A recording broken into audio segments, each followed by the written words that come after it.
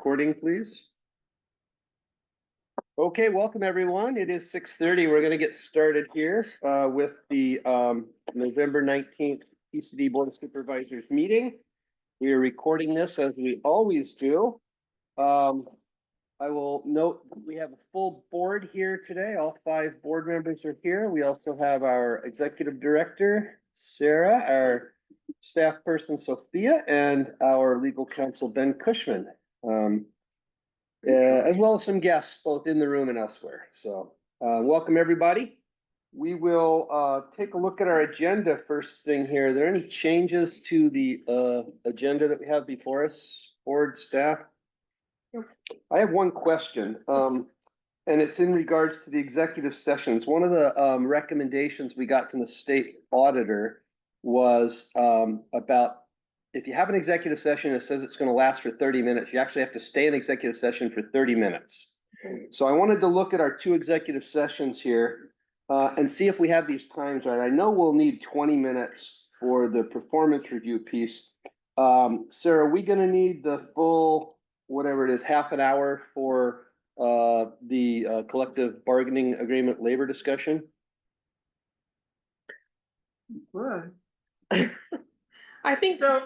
20 to 30 minutes is accurate. I would be fine if you wanted to start at 20 minutes and extend as needed. We can extend it, right? We can extend it. We just can't leave early, and I don't want us sitting around doing nothing when we'd all rather be home. Fill the space. I think we'll fill. One executive session on that taxing. Well, it wasn't a serious finding. It was a suggestion from the auditor. So I just wanted to raise the issue. So do we leave it at 30 or do we take it down to? Take it down? Take it to 20 minutes and extend if we need to. I'm sensing that Marianne and Betsy may not be comfortable with that. No, I'm comfortable with it. Okay. Okay, so we're gonna make that executive session 20 minutes whenever it is that we get to that. And we can extend if we need to. Okay, so with that change, we'll need a motion on the agenda. I move that we approve the agenda. Okay, been moved by Betsy, seconded by David. We'll vote on that. Betsy? Aye. David? Aye. Doug? Marianne? Chair votes aye. We've got an agenda. Next up here is our consent agenda. We have 2 things on consent tonight. We have minutes from last month's meetings, and we have the funding agreement with Pierce County for shellfish. We don't have the financial report this month. Jan let us know why that was. It's because we moved our meeting up, but we will see that financial report at next month's meeting. So with those 2 items, we need a motion on consent. I move we accept the consent agenda as written. Moved by Doug, seconded by Marianne. Vote on the consent, Doug. Aye. Marianne. Aye. Betsy. Aye. David. Aye. Chair votes aye. We've approved consent. That takes us to public comment.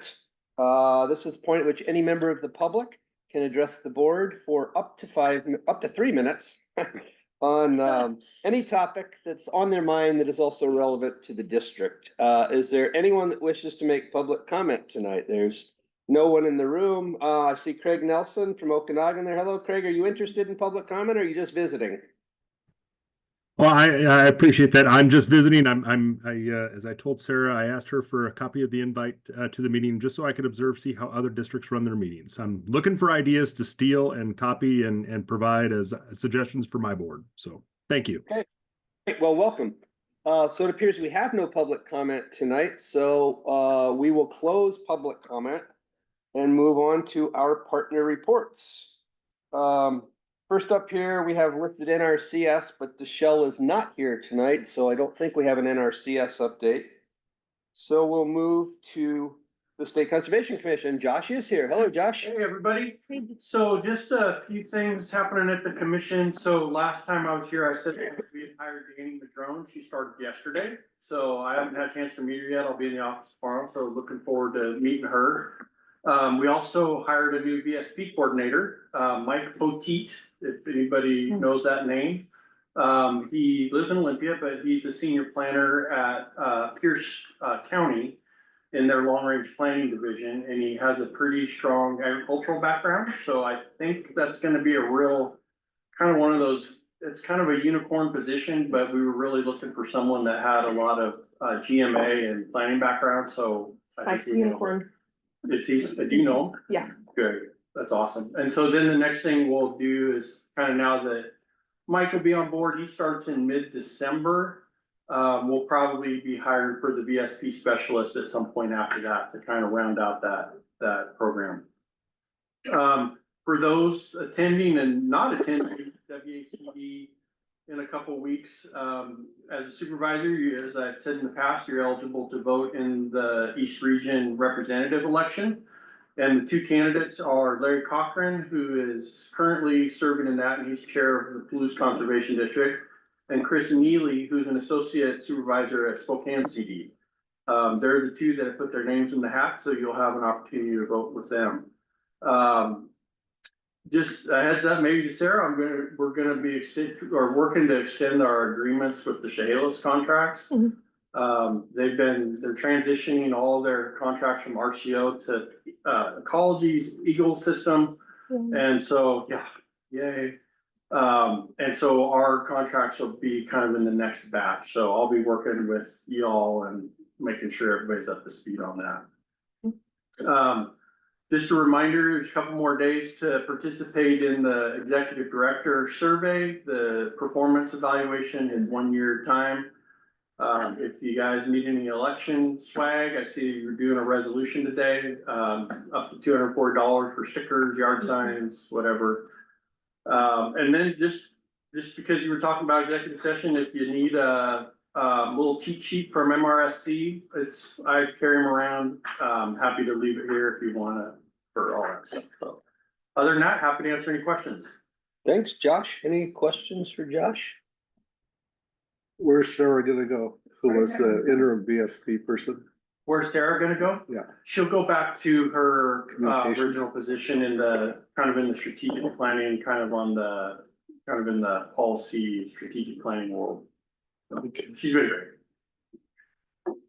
Okay, thanks, Josh. Next up on reports, Doug, WACD and NACD. If the board concurs, I'd like to start with NACD because it's gonna be way shorter. Go ahead. You got my written report that's in the board packet. As of yesterday, Senate Ag Chair Stabenow released her version of the Farm Bill. And the important thing to the NACD is that puts the IRA money into the conservation title, it retains it there. So that's a pretty big deal. And Congress is expected to pass an extension of the 2018 Farm Bill by year's end. I wouldn't hold my breath on that personally, but that's the word from NACD on that. We had a WACD board meeting last night, and we've talked about some of this stuff already, so I won't go into that. We did get a preliminary audit from a Clark Nuber firm, and basically everything is looking good. WACD, this is a pretty thorough audit as opposed to like surface audits. So nothing major there. There's still a few issues being worked on, and staff is viewed it as a list of places where we can improve operations. Let's see. For the rates and charges resolution from last year, which Sarah touched on a little bit earlier, they've hired Steve DiGiulio, who's an attorney. He's to go over the proposed legislation and whether CD should go assessment rates and charges or how they should do that. Some of the CDs don't want to go rates and charges because they can't recoup the money that they put into it. So that's basically all that's going on there. There'll be a presentation at the WACD meeting, and I understand that will be online too. So if you're not going over to Airway Heights, you can do it that. Plant Materials Task Force. Do you want to talk about that? Or you want me to? Go ahead. Okay, it was formed from the 2023 resolution. A lot of differences in Eastern and Western Washington. Eastern Washington likes containerized stock or plug seedlings, that sort of thing, rather than bare root like we get from the Plant Materials Center up in Bow. Want more educational things like open houses that would include both private groups and CDs. That was first this year. They're gonna develop a user manual and a bunch of videos, like how to plant a tree and not J-root it. As a former tree planting administrator, that always, don't wave the trees around in the dry air, okay, kill the roots. They're gonna partner with, some private nurseries, see how that works out. And there's support, they'd like support for funding for the operation. And one of the things I suggested was, and this was like 2 meetings ago, one of the big pumps went out and they got a variable phase one, so it's more electronic and you don't have to go out and turn on valves and all that. I said, well, are the other 2 wells the same age? They went, yeah. I said, well, we ought to work that into the budget so we can replace those eventually too. So I think that's gonna go forward. There will be some recommended positions on renewable energy, sustainable funding. Sarah, you want to talk about that one too? Either way. Okay. They're going to take the top 2 scenarios for study in 2025. That's in the Missouri model. It's a sales tax, a minute sales tax, or tax on the sale of real property. And there'll be a presentation at the WACD business meeting with hopefully an update and recommendations. We'll see what happens there. Want to add more? I'll just add that, this is after a lot of conversation with the membership. We had that legislative meeting in the spring with the WACD. People provided survey data. People that weren't there provided survey data. And so we're presenting the findings, which is, this is what you all prioritized in terms of opportunities. Barring extreme concern, we want to continue to explore the top 2 or the top few opportunities for feasibility for Washington State. So it's not a, there's not a revoting or reprioritizing opportunity, but it's sort of like we want to move forward to get the next layer of detail and information back to everybody, so we can proceed with some sort of sustainable funding approach. And the 4th category was rates and charges legislation. They've got 2 co-sponsors so far. And there are white papers. I really have trouble with that. I call them green papers after the British model. Green paper is the decision hasn't been made yet. White paper, yeah, here's what we did. What do you think? Picky, okay. Anyway, they have 2 co-sponsors for the rates and charges potential legislation. On advocacy, Bryn, who's our lobbyist, talked for a little bit, and Washington is more liberal in more states. She pointed that out. And I felt like applauding, but I didn't. The split is in the House 59-39 Republican. In the Senate's 30 to 29. No, excuse me, 30 to 19. Not a super majority, but there'll be some changes there. She feels that Ferguson is interested in consumer protection. Agency appointments will tell us kind of where he's going. No big surprise there. Transition teams are going to work policy areas rather than agency areas. So we'll see how that goes out. She pointed out that the balancing the budget will be hard as the revenue projections are way down. And they're going to have to figure out how to cover 10 to 12 billion over the next 4-year budget period. It's going to be a tough one. And the Senate Majority Leader is Jamie Peterson, who I don't know. And then on 11/21, committee chairs are going to be announced. And don't forget, WACD's legislative day will be on the 5th of February. And we've got the Capitol room in the Capitol building. So that'll be a good thing. And that's it. All right, thanks, Doug. Any questions for Doug? All right. Overwhelming you with trivia, sorry. Actually, it's interesting. Yeah. All right, that takes us to item 6, which is our election resolution.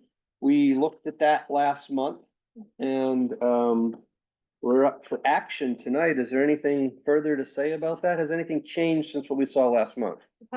Okay. So we would need a motion to do something with this. I move to approve the election resolution. Okay, it's been moved by Betsy, I'll second. seconded by Doug. We will take a vote on that election resolution. Betsy? Aye. Doug? David? Aye. Marianne? Chair votes aye. We have approved it, so it's now in motion. That moves us to item 7, governance. Our big item for the night. First up here is review of our draft 2025 budget. So Sarah, it's up to you. Great, so I'm glad we're ahead of schedule in terms of timing. Sounds like a threat. We have some conversation to unpack. I'm gonna present the budget as planned, and then I've had some additional conversation with TJ, so I've got some additional conversation and content to present to you on top of that to just contextualize our budget in our current reality, right? As best I can as one human. So I am gonna focus on the unrestricted budget, right? Our restricted budget is all of our contractual grant agreements with others that are pretty well set. You all approve the contracts before we get them. These are our projections for the coming year. And I'm gonna focus on unrestricted, and I'm gonna start at the bottom first.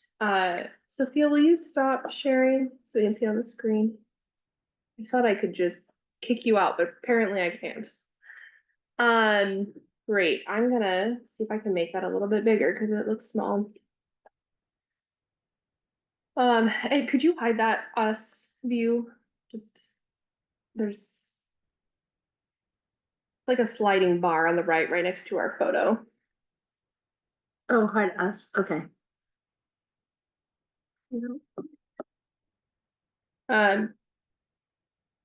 Well, either way, I'll get started, and we can, work on that as long as y'all can kind of see it. Some of you have your computers up. I want to start at the bottom of our budget. Right? Start at the bottom of our unrestricted budget because this is probably our biggest shift from past years, and that is, and first I'll just say that the staff have prepared a very conservative budget. We have our financial staff always prepare a conservative budget, and this year we have prepared a very conservative budget.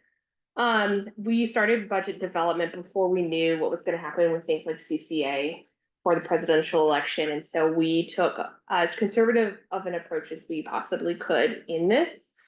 And so part of that is putting more funding into savings. And so as you can see here in the orange, this is an item to celebrate. We're proposing to put in $106,000 into savings, which last year, if you'll remember, we started the year because of our move with $0 going into savings, and then our mid-year budget, we were able to add $30 into savings. So this is a considerable increase from last year, and even a considerable increase from our norm, which has been around $75,000. And you can see the split proposed here is reserve fund and CEC center savings plan. This is about $30,000 of new money in the reserve fund and about $16,000 of repayment from our office transition. Remember, we borrowed some money and we're paying it back. Our projection is that we'll have paid it back in totality at the end of next year. I'm gonna highlight just some big items. So if there's anything after I do that you wanna focus on, feel free to stop me or we can go back to it. The other big deviations from our last year's budget are the office move and the tenant improvements. We're really excited not to have these expenses of almost $20,000 a piece accounted for in this year's budget, which is why we get to see so much in savings. I'm gonna watch over your shoulder. It's easier than. Yeah, feel free. Feel free. Also, you're seeing a lot of reduction in professional services too. So we are not experiencing an audit in this next year, so we're seeing a lot of cost savings there. We are not going. Sarah, we lost that, sorry. We're the little window. Double click on the little window. So you gotta go all the way. Yeah, see on the right where there's those arrows at the bottom. Of the window, Yeah. right there. There you go. Sorry. No worries. Also, we're not experiencing our entire migration of our network and all of our computers to Office 360. So this is a conservative estimate of the savings that we'll realize because we're still working out some of the bugs, right? With that, many of the supervisors have experienced firsthand, apologies, the transition and the bugs there. It could end up being more of a cost savings than this, but we want to preserve some of that to continue to help us adjust. The other reductions in here are just based on actuals that we're looking at for the end of this year. So a lot of exciting cost savings here. You'll notice that there's some placeholders here that we're not going to discuss in the regular meeting, but you'll see a placeholder expense here around work adjustments. And then, so those are all of our expenses and a lot of reductions in expenses, not a ton of increases in expenses, which is nice. What you'll see in our program allocations is some shifting of some funding. We have split some of our conservation TA funds. We're not actually seeing a reduction in this line item. We're seeing a split of that between this sort of strategic priority around climate change. And in addition of that up here in our strategic priority around restoration and ecosystems. With that, some of the changes are a proposed $60,000 for the Conservation Education Center Fund. We prioritize putting more of it into the savings fund for now, and this is just based off of actuals spent in 2024. The board obviously has all of the opportunity to withdraw money from the savings fund if we realize more expenses in the future. Primarily, this covers staff time, but could certainly be used for professional So services. just to clarify, so it's 60 plus the 50, essentially towards that project this year. In 2025, yeah. 2025, Yep. okay, thank you. This is what we're putting towards staffing resources and potentially other expenses that we might realize that are small. Mhm. The rest we're kind of saving away and we'll come back to the board for. So yes, that is $110,000 Okay. for the CEC Thank fund. In addition to that, the majority of the rest of the deviations that you see in the program allocations are just based on actuals. With the minor adjustment of the restoration crew and equipment, we did not lose them, don't worry. This line item is actually a fee for service model where partners can partner with us and contract with our crew and use that expense, but it's a fee for the service provided. So it just inappropriately has lived here in a program allocation in our unrestricted budget, but it's actually a restricted expense because it's for the service that was provided. So you'll see it if you want to dig into the restricted budget. It's just now recorded over there. So we didn't lose that or that funding or those folks that are doing great work on the ground. And that presumes that they will have work from other districts, for example.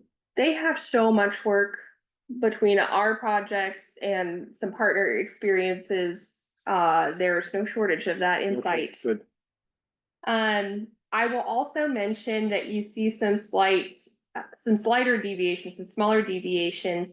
We are still proposing an 11% reduction in our program allocations for 2025. I mentioned we prepared a very conservative budget, and that includes maintaining that program allocation reduction. That's a decision by the board if the board would like to restore those program allocations to their historic norm. Right now, staff is proposing that we maintain that 11% reduction, maybe check in at the mid-year and prioritize putting funding into savings. We're moving up here into income, right? And so we're looking at what potentially our carryover into 2025 would be. This would be unspent revenue from this current year from 2024. That's a bit of an increase from our assumptions, which is why you also saw some of those items going down as we want to get more accurate in our assumptions. And you're seeing in here our overhead increasing. That's item 21 for those of you following along online.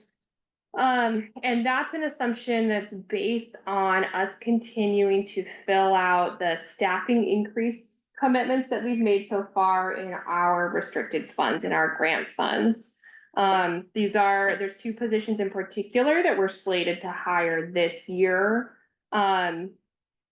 Because of contracting for funding and workload, it sort of pushed these hires till later this year. And then as we started to have conversations around budgeting with the board and hearing concerns about budget uncertainty, I've held off on hiring those positions until we have conversation as a full group.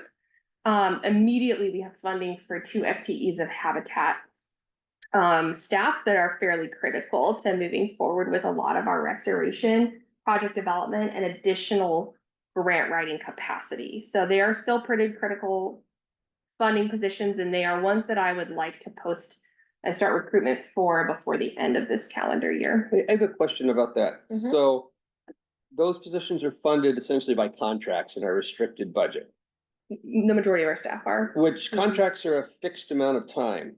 Are these employees being hired as contract employees, or are they being hired as full-time employees? All of our staff are hired for the most part as full-time employees, and our model is soft money funded. So we know that we have to backfill and continue to generate more funding for those positions to backfill all of our staff. So our staff are not project employees in general. All of our staff have that caveat that their positions are grant funded, right? And so at any time, if we were to lose all of our grant funding, right, there isn't money coming in for those positions. And people know that when they apply for and accept positions at TCD. We even have that in our like offer letters and things that the positions are grant funded. So this is not a new model for TCD. These positions aren't any different than any of our other programmatic staff, which is the majority of our district's staff. Yeah. So this increase in revenue, and therefore some of the increase in being able to put funding into the CEC fund and the reserve fund is due to us bringing on those additional positions at TCD and being able to continue to generate that higher overhead amount, right? That makes sense. Do you see that?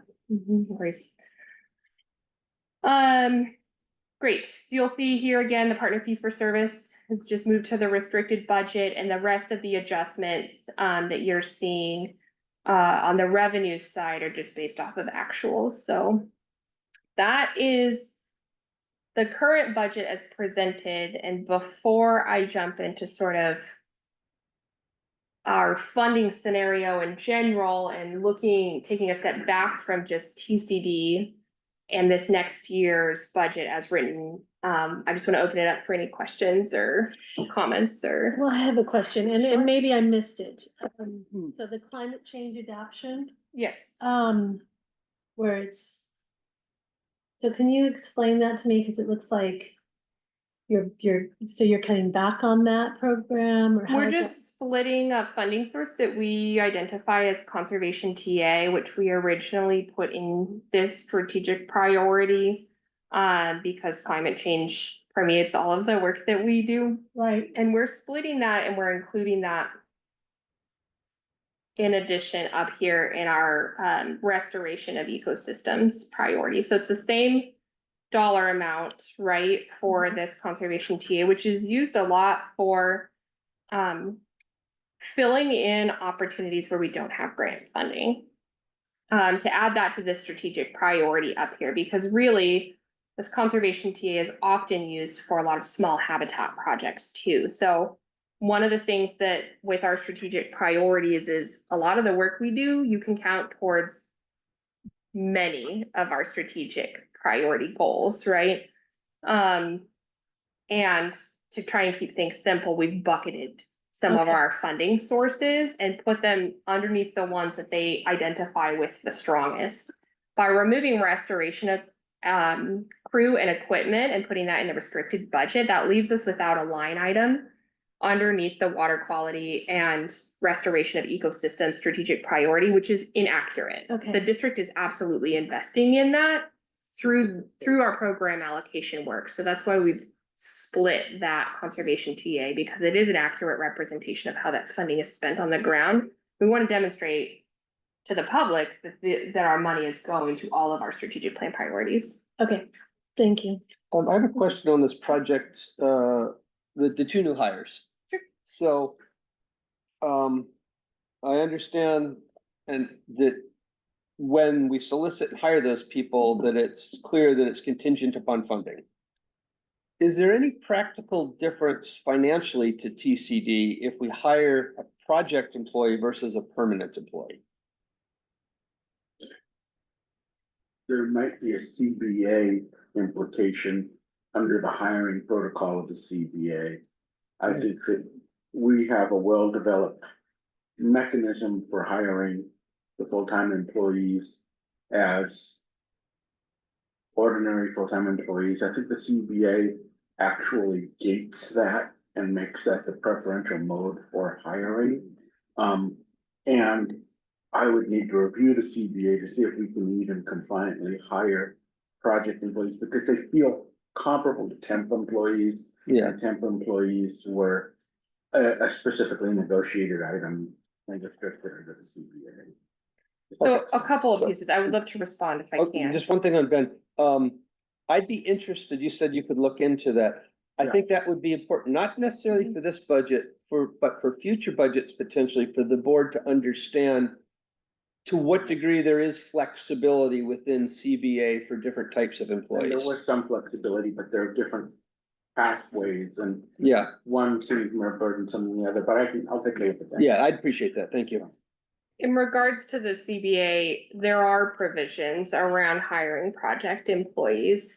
One is like if you're gonna hire similar other types of positions, they can't be quantified as a temporary position of any kind. So there is that. Two, there is a timeline for project employees, and if they are a project employee for any longer than 12 months, they automatically Yeah. become permanent Sure. employees, so that's a provision as well.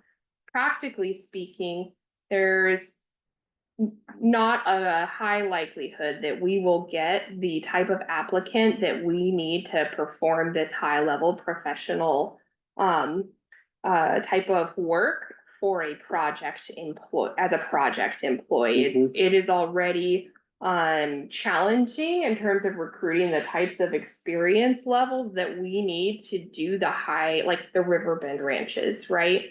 Of restoration and the high level of funding development that we're looking for in these two positions, or the, masters in GIS skill set that we are looking for. So to be competitive and even remotely close to attracting the applicants that we need, I think the district needs to offer the full suite of benefits there, which is healthcare, access to healthcare for folks, access to sick leave and vacation time. And I think that has been much more in line with what our cultural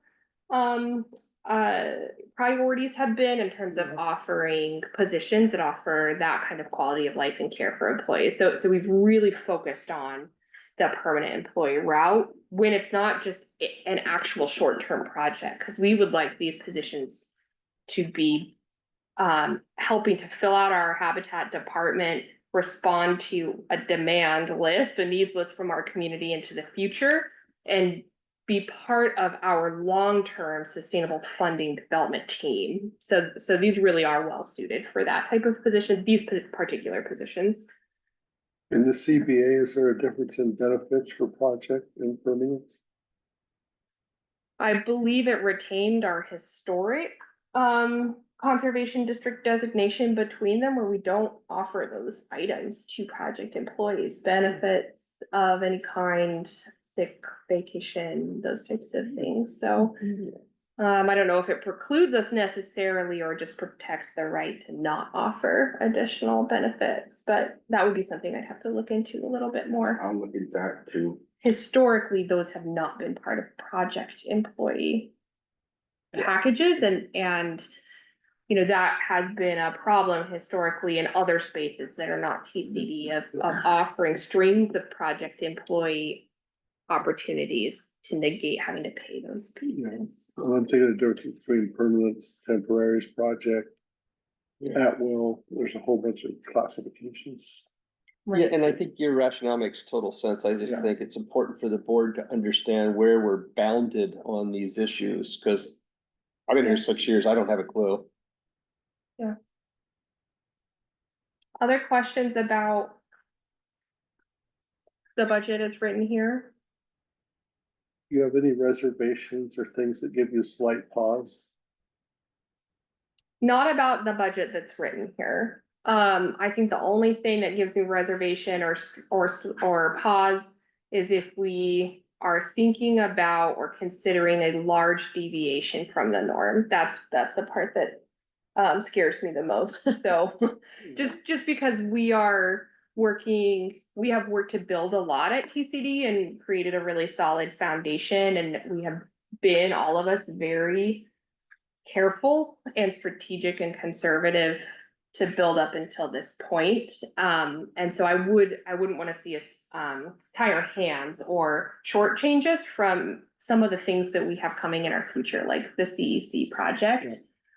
Meeting the community's sort of needs and the ever-growing needs of folks that we're serving. And we've built quite a sweet spot reputation for being able to provide services and make on the ground change through voluntary conservation. So I think deviations from the norm slightly are appropriate in response, but just large scale changes. More than 10% change either way or something like that.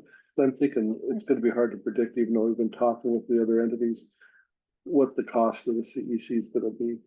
I don't think we're to a place where we even remotely know that. And that's gonna be a whole other Yeah. wonderful investigation and exploration, which I look forward to spending time on next year. She doesn't seem stressed. We're having fun still. Okay, if that sounds good thus far, then I have some additional information I would love to share with you to provide some context. TJ provided some good questions to start thinking about. There's a lot of change that's occurring right now, right? There's some known things now, like the CCA funding will continue. Everybody is doing a dance on that Thanks, in Josh. district land, right? Because that pays for a lot of the great programs and services we can offer to our community, right? That's a huge piece. And that is that's a revenue source that is more sustainable moving into the future because it's a tax derivative revenue source. So that's important as we're thinking about billions of dollars of deficits in budgets, that tax derivative funding sources are intended to pay for the tax revenue purpose. So very important to remember moving forward. Okay, I'm gonna pull up another screen real quick. We're gonna see if I can do this well.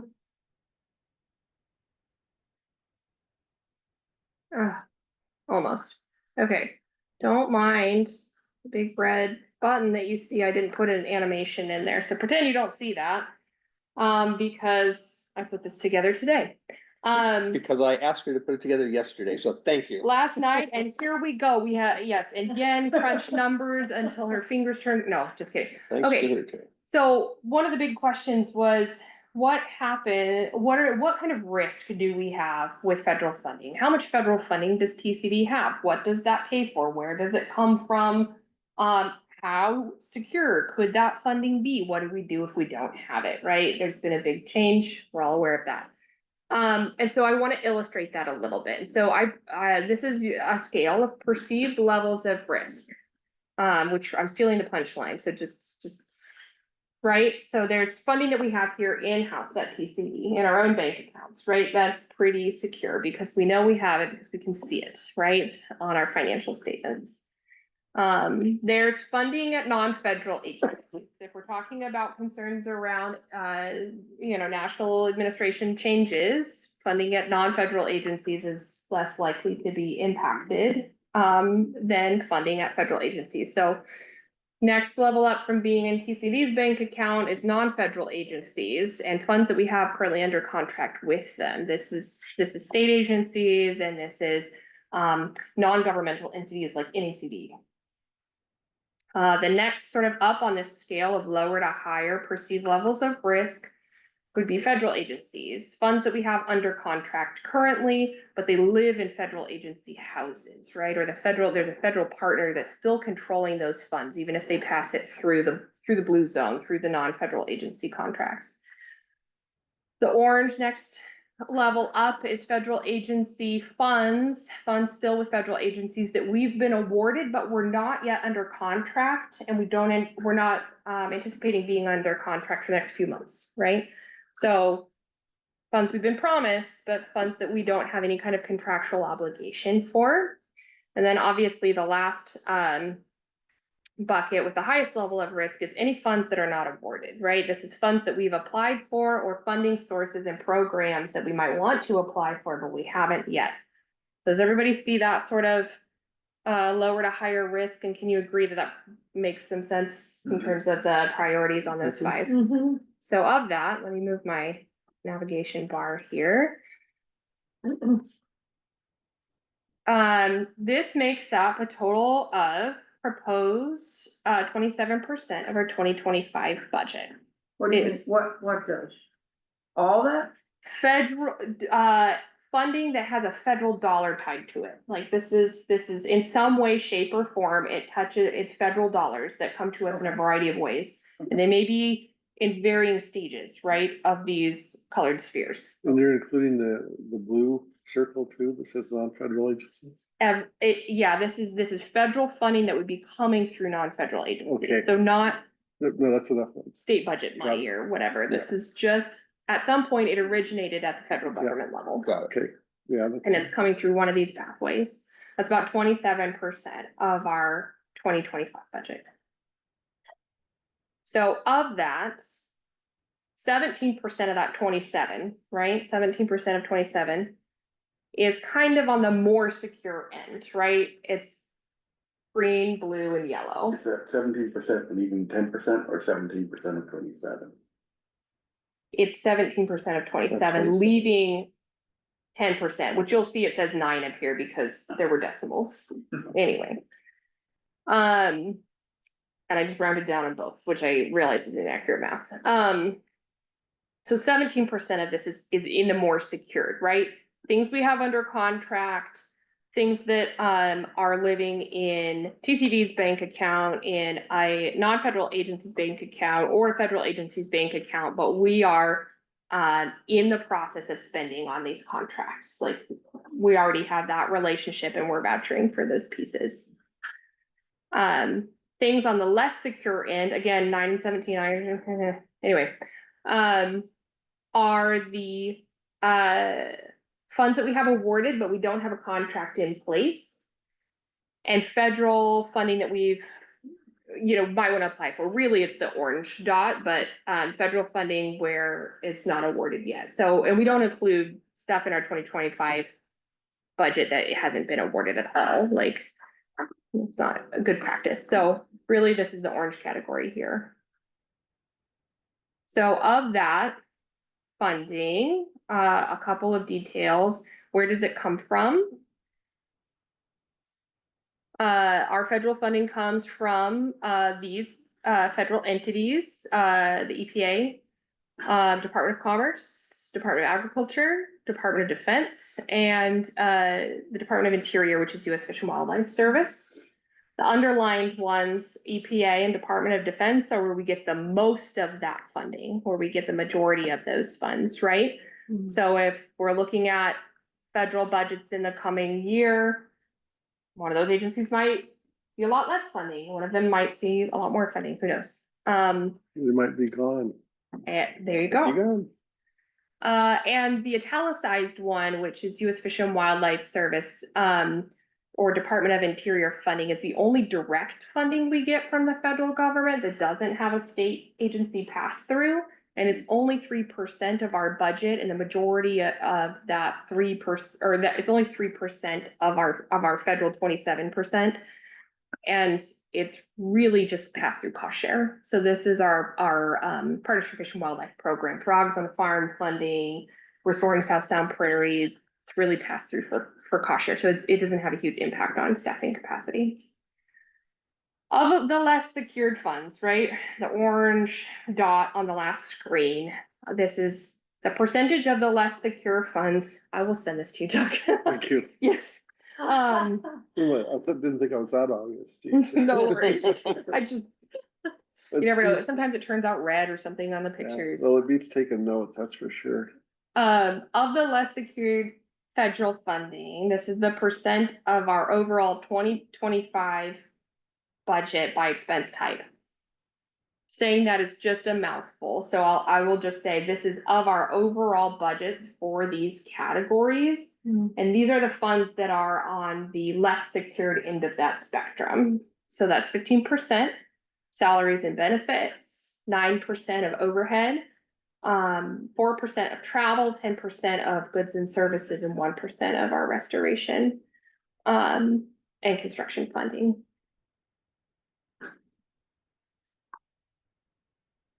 And so one of the questions, so not an overwhelming majority. The long story short is it's not an overwhelming majority of funding for TCD.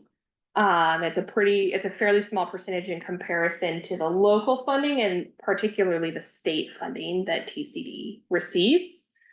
And moving forward, talking about the future, sorry, this bar gets in the way a lot.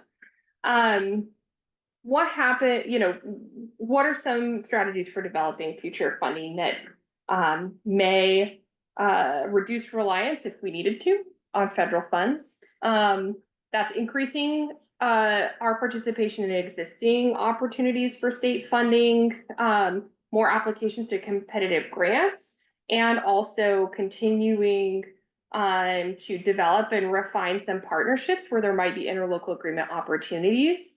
And DNR, RCO, and ASRP are all areas where there's existing funding opportunities. And we have not tapped into nearly the full potential in those arenas. And particularly a lot of those opportunities are because of the lack of habitat staff capacity. So it brings us back to sort of those two positions. And so shifting 15% of our staffing plan budget next year, or if that had to go further into the future, isn't a huge amount.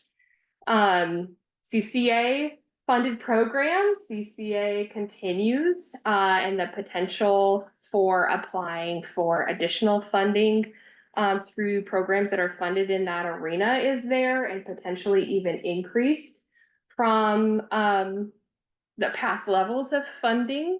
So there's, as people have been field testing these programs, right, and understanding really what is there and how much requests people are sending, there's an opportunity to increase our asks for some of those programs. Interlocal agreements with local jurisdictions, particularly Thurston County around stormwater. We've had conversations about how we can work to help support rural stormwater projects through funding that comes directly through an interlocal agreement from Thurston County. That's a conversation that we could easily resume. There's also these sort of longer term opportunities like the Sustainable Funding Committee for statewide long-term funding development and the increase in rates and charges, which is, pending legislation and going back through that process to do some increases. So what if we lost federal funding?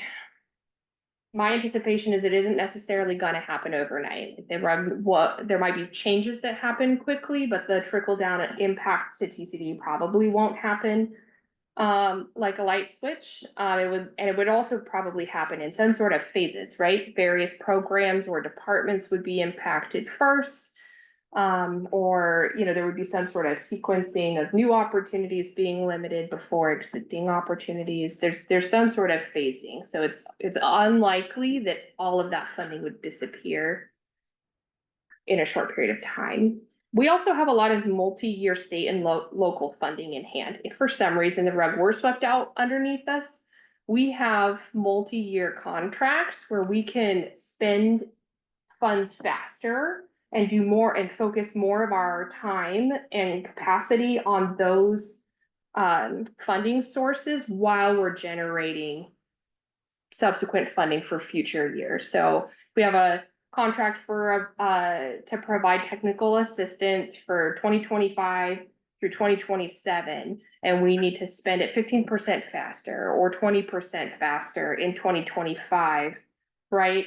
We have the flexibility to do that with the deliverables of our grants, to focus more work on some of those pieces. And in fact, we do that. If there's a funding source that's gonna be running out and we're worried that we're not gonna be able to expend all those funds, we might focus our staff work plan for a period of time highly and heavily on completing those deliverables to make sure that it's done before that funding runs out and we don't turn any funding back. So that's a strategy that we utilize already, and we're thankful enough that our funding is pretty diverse, that we have the opportunity to do that in a lot of arenas with a lot of our staffing positions. And we also have, again, a lot of new and enhanced funding opportunities at the local and state level. See the list I just read above. And then, of course, next year, we also are going to embark on our next strategic planning process, right? And so it's an opportunity to check back in on our priorities and programs of the district and say, are these all the things that we still want to do? Are there things that we are doing that we don't want to do? Are there new things out there that we would rather do? And how does that look into the future? So we do have a process that's coming in the next year where we can have some discussion about that and delve into whatever levels of depth that we want to, how to create this roadmap for our future. So I think this hopefully provided a lot of information. I've got 2 more quick points, then I'll open it up for questions. And the majority of that is to share what our existing federal funding sort of landscape looks like, what that covers. And then also to demonstrate that TCD is fairly well insulated, right? There's no opportunity with zero risk, but that we are fairly well insulated with our funding strategy. The only other thing that I'll mention is, we conduct staffing plan forecasting regularly. We do it routinely, twice a year as part of our budgeting purposes. So we'll do it once in the end of the year as part of our annual budget development, and then in our mid-year budget development process. That's minimum. Periodically, we also do it more than that, especially if we're looking at bringing on new positions, or if we are bringing on new funding sources or major funding sources are ending, just to make sure that we can continue to carry staff for a long period of time. And we can see, is all of our ag team funding running out soonest? Well, then we need to focus our grant writing resources and funding development on funding those particular programs next. And we track on a monthly, and some of our program directors track on a weekly basis, our grant funding, the in and outs of grant funding, where staffing plan balances are, our budget versus expenses. You guys see that too monthly in your board reports. And I think I actually already covered the other points in my presentation. So I know there was a lot to share, but I hope that it was illustrative. It was amazing. Yeah. Yeah, it relieved a lot. It's 24 hours. Yeah, what could you have done in 48 hours? Yeah.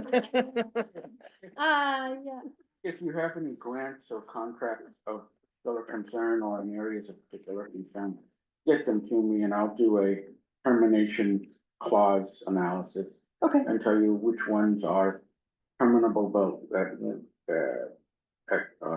will essentially, and what kind of payoffs there are if the plug is pulled early, or so that can be factored into a risk analysis as well.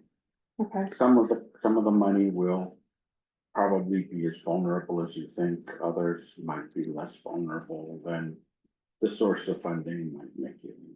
Okay, well, that is helpful. I think from my 24-hour analysis, I think our shore-friendly program is probably the most vulnerable program of TCD, just programmatically, because that is EPA funding. I'll get you those contracts. That'll be the first one that I send you. Yeah, get me the Sentinel funding too, because the That's too bad. plan changes in DOT might That's very too well bad. affect that. Yes. Okay. Absolutely. That said, though, that's through this current funding scenario. Yeah. So now we also have a lot of flexible state opportunities to continue to fund that program in another flavor, or weave that same effort in a different way. This is just the historic funding that's paid for the Okay. program. So I just want to close the loop on that before. Thank- I'll get you both of those. Thank you both for thinking Just about the federal A very changes. basic question.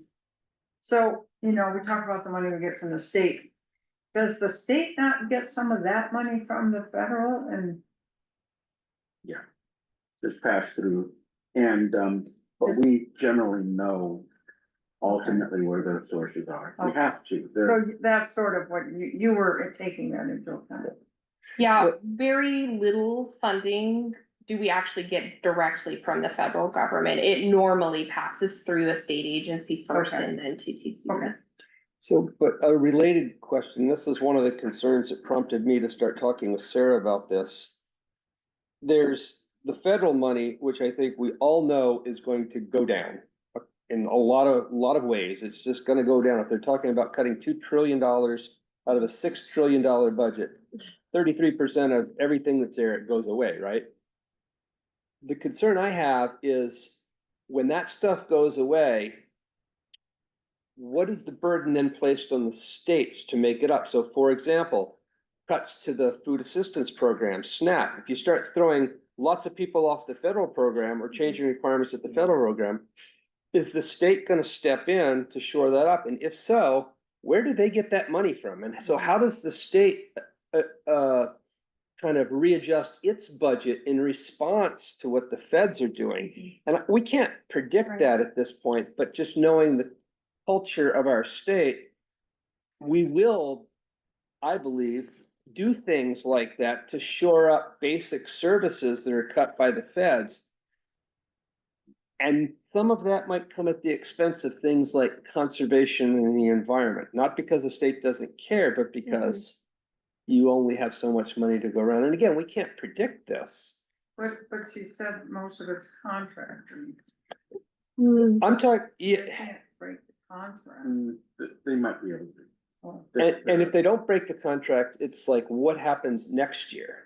yeah. So I'm thinking not just, cause I feel like we have a reasonably good, tight, conservative budget proposed for 2025. Right, but beyond. But I don't think we should then just say, we don't have to think about this again for another year. I think we need to be thinking really carefully and watching what's happening and be able to really move quickly on the fly if we need to and anticipate how these things are going to impact us. Yep. Well, I think that's really a good stroke to do that exercise. I really do.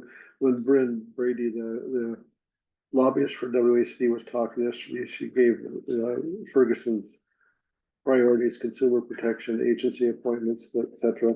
And I'm thinking, okay, I heard conservation mentioned there. My reaction is the same as yours. Yeah. Okay, where's that gonna come from? And remember, we do have a $10 billion state budget deficit over the next 4 years, 10 to 12. 10 to 12 over the next 4 years. So, and that's baseline without throwing the inflationary impacts of tariffs and everything else that's gonna happen at the Yeah. federal level. So, One of the nice advantages that we do have is that we are small, nimble and adaptable too. And so as we see these things, just like you were saying, TJ, coming, we can make course corrections. And we have, I mean, even more often than our standard process, which is to check in back with our budget mid-year after legislative session. I mean, this is definitely a conversation that can continue to be very present and regular for all of us. other questions, comments? So Emily Randall, who is the new Congressional District 6 replacement for Kilmer, is friendly towards CDs, which she's new. And in the minority. Yeah. Okay, thanks again, Sarah, Thank you, Good Sarah. job. for pulling that Absolutely. together. Absolutely. Does anybody just want to do another check-in, have any other questions, comments, or feedback on the budget as written?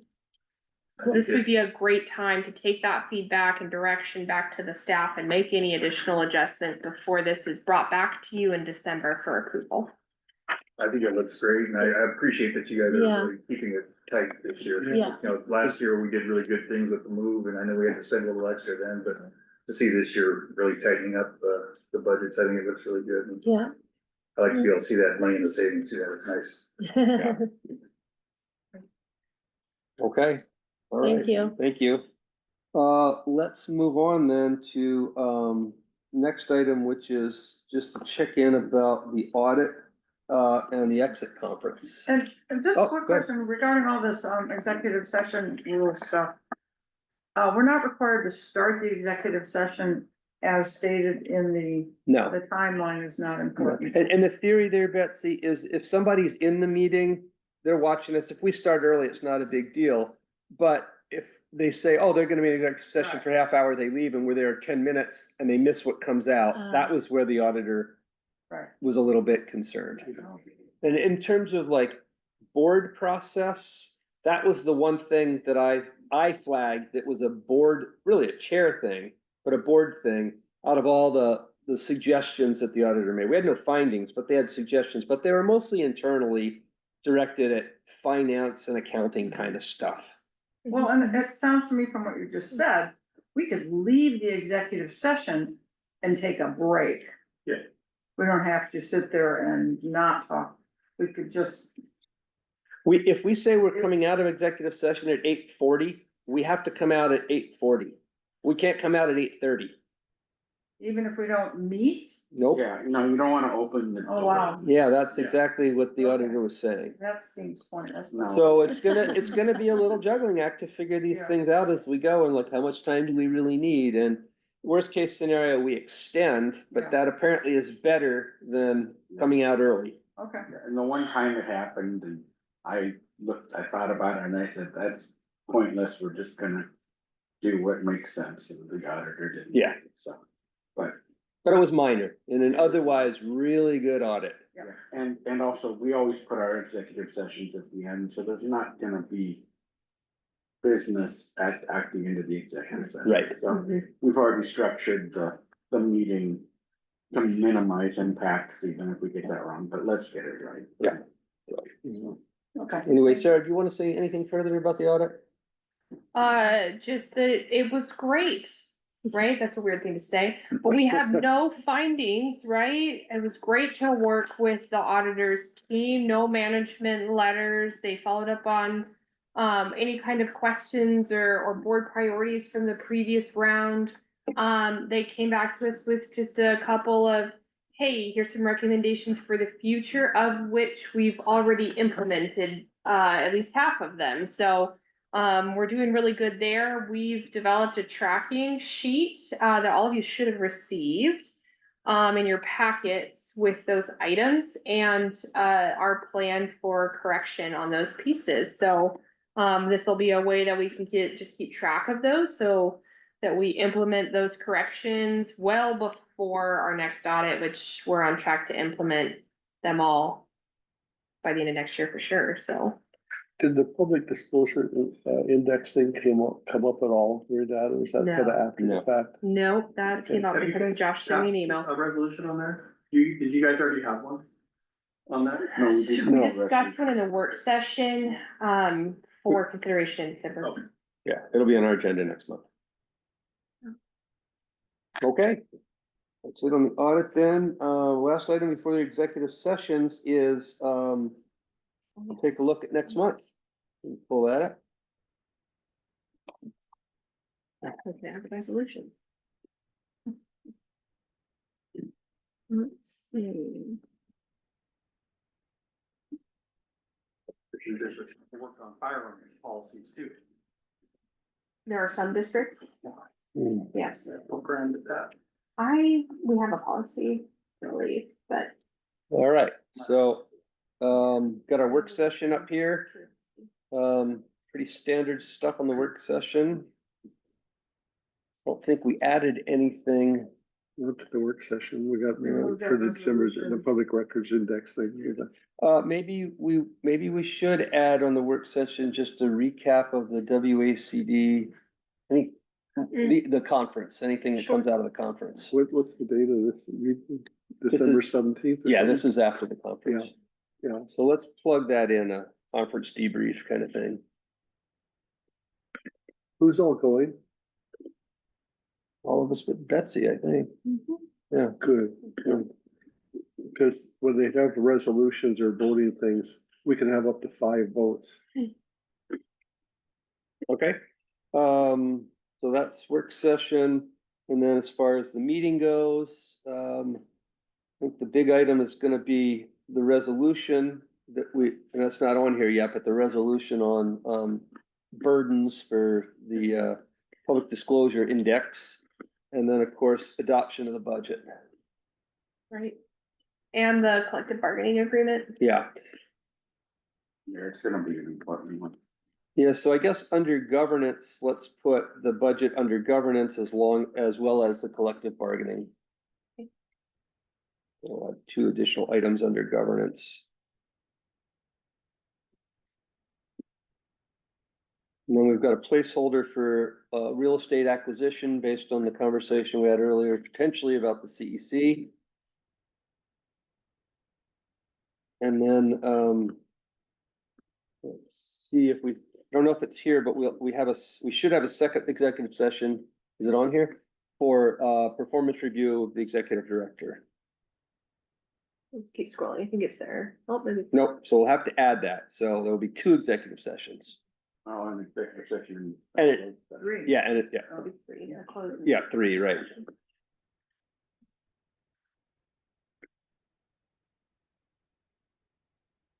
Well, wait a minute, we just put the CBA above the closed session on the CBA though.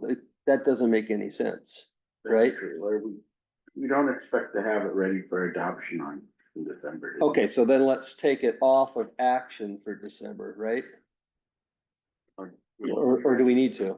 It's have to. projected to be ready, yeah, because our current one sunsets at the end of December, and we haven't had conversation with the union about extending that timeline at all. So I think the way to handle that would be to go against what we just said about having executive sessions last and add an action item after the executive session to consider the collective bargaining agreement.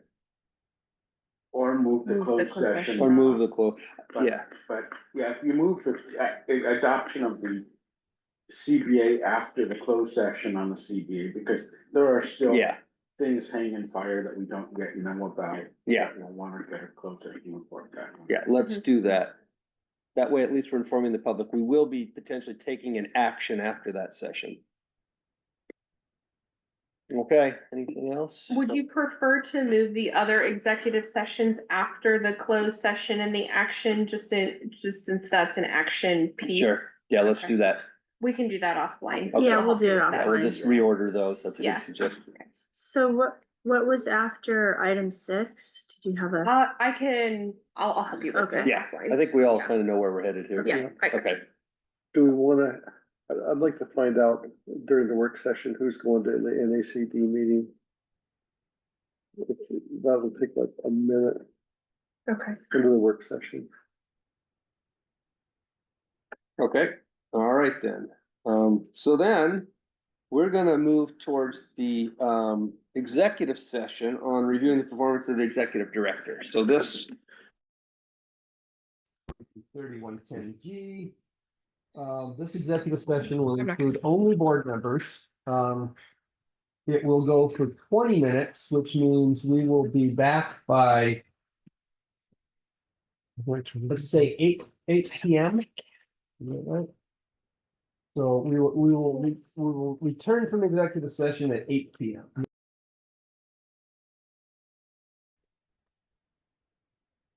Okay, we are back from the executive session on reviewing the performance of the executive director, 8 o'clock, just as we said. We had discussion, no decisions were made. That takes us into a closed session here to discuss collective bargaining negotiations permitted under RCW 423144A. This executive session will include the executive director, the board, and our legal counsel. We will be in this executive session for 20 minutes.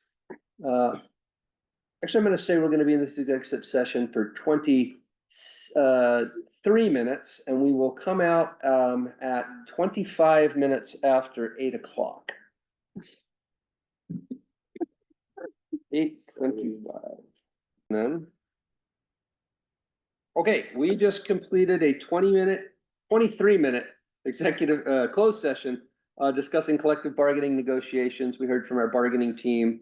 And we had discussion and provided a little bit of feedback and direction to the team. We made no decisions in the closed session. And that was the last item on our agenda tonight, so we need a motion to adjourn. I motion to adjourn. Moved by Marianne, seconded by David. Let's vote on adjournment. Marianne, Aye. David, Aye. Betsy, Aye. Doug, I really feel like voting nay. you can vote nay. You're still gonna lose the vote. Yeah. Okay, it looks unanimous, I think, reluctantly unanimously. We are adjourned. Thanks, everybody. Thank you. I had a